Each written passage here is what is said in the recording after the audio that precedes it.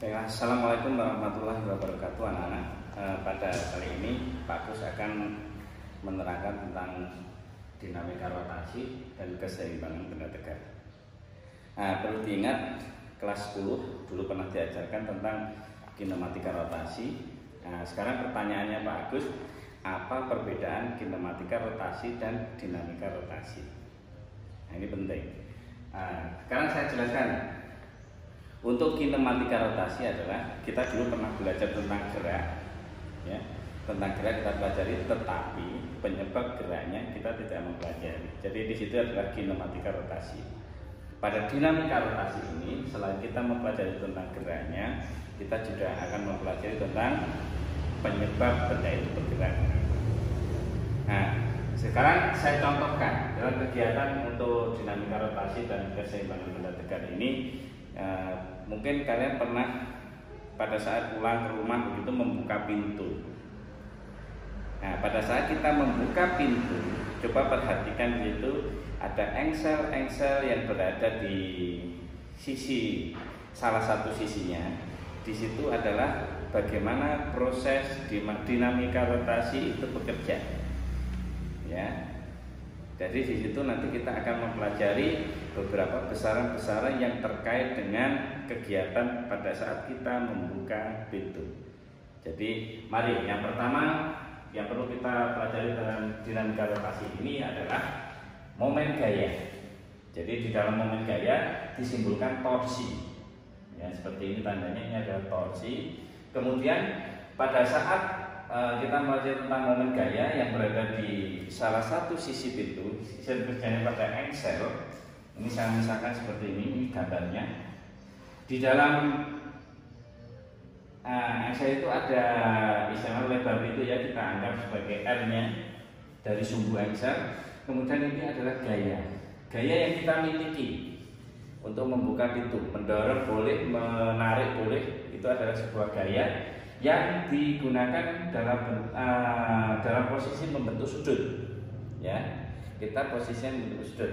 Nah, sekarang untuk pengertiannya dulu.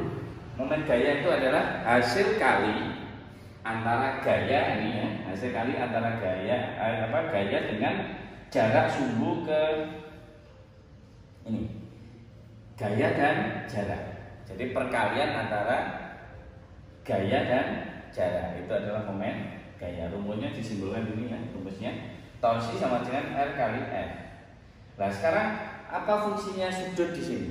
Sudut ini artinya apabila di situ nanti gayanya membentuk sudut seperti ini, misalkan ini alfa. Nah, kita nanti harus mengambil yang tegak lurus terhadap garis sumbu. Nah, artinya yang tegak lurus dengan garis sumbu adalah fungsi sin. Nah, ini sin alfa. Ya, paham ya? Jadi kalau kita mencari torsi pada engsel ini adalah panjang F kali panjang R sin alfa. Nah, kemudian besar yang kedua adalah momen couple. Di dalam momen couple ini terjadi apabila ada gaya yang besarnya sama, sejajar, berlawanan arah. Nah, itu dikatakan pasangan dua gaya ini yang sejajar, besarnya sama, dan arahnya berlawanan. Ini adalah momen couple. Artinya momen couple seperti itu. Jadi kalau saya gambarkan ini, ya, saya gambarkan. Jadi di dalam rumus momen couple ini F kali D. D artinya apa? Ada D adalah jarak antara gaya yang satu dengan gaya yang lain. Jadi kalau ini diteruskan, ini akan berputar seperti itu, membentuk momen couple. Nah, kemudian yang ketiga, yaitu tentang momen inersia di dalam partikel. Jadi kalau pengertiannya partikel, artinya adalah bahwa semua benda yang mempunyai massa berarti dia punya partikel. Nah, saya ingatkan kembali, apa perbedaannya massa dan berat? Apa bedanya? Yang jelas kalau massa di mana-mana besarnya sama. Kalau berat tergantung pada tempat gravitasi yang berbeda, mungkin beratnya akan berbeda. Kalau massa, banyaknya partikel yang dikandung oleh sebuah benda. Oke, saya kembali lagi ke sini. Momen inersia. Momen inersia sistem partikel. Artinya di sini adalah di dalam massa itu terdapat partikel. Partikel saya ambil salah satu partikel, kita ambil di sini. Momen inersianya seperti apa ini? Jadi momen inersia dalam satu atau setiap partikel adalah mr kuadrat. Ya, bisa dicari di buku nanti proses penurunannya, jadi tidak perlu saya jelaskan di sini. Beberapa partikel bagaimana kalau misalkan partikelnya lebih dari satu? Kalau lebih dari satu nanti akan muncul rumus seperti ini. Artinya di situ adalah bahwa momen inersia di dalam beberapa partikel itu nanti berarti momen inersianya partikel 1 ditambah partikel 2 ditambah partikel 3 dan seterusnya.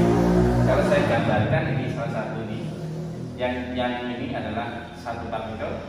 Jadi kalau saya ambil ini massa, ini adalah R-nya dari sumbunya, ini adalah kalau mencari I-nya adalah mr kuadrat seperti ini. Kalau di sini ada beberapa massa ya, atau beberapa partikel, di sini artinya nanti R1, R2 dan R3 yang beda jaraknya, nanti akan muncul I-nya adalah jumlah dari M kali R-nya kuadrat ya. Kemudian saya lanjutkan lagi untuk momen inersia pada benda tegar. Artinya di dalam benda tegar itu nanti kalian coba dilihat di buku ya. Di situ ada beberapa nilai I-nya yang berbeda. Jadi setiap benda tegar itu memiliki I yang bermacam-macam atau berbeda-beda. Artinya saya berikan salah satu contoh I pada cincin. Ini saya misalkan adalah sebuah cincin. Kemudian saya ambil delta M. Ini adalah salah satu massa di partikel pada benda tegar itu. Saya ambil I-nya adalah rumusnya ini mr kuadrat. Kemudian di dalam cincin itu, di sini kan terdapat beberapa delta M begitu. Nah, di dalam beberapa delta M di sini, nah nanti kita kalau mencari I total, berarti adalah jumlah dari delta M itu kali R kuadratnya. Jadi kita bisa mengambil rumus ini. Nah, sekarang kamu harus bisa bisa memahami bagaimana benda tegar itu. Ayo, kalau benda tegar itu apa? Nah, ini untuk nanti PR buat kalian. Jadi silakan dibaca. Mungkin untuk pertemuan kali ini Pak Kus hanya memberikan beberapa materi ya. Nanti pertemuan berikutnya akan saya ulas satu untuk melanjutkan materi dinamika gravitasi dan keseimbangan benda tegar. Terima kasih. Assalamualaikum.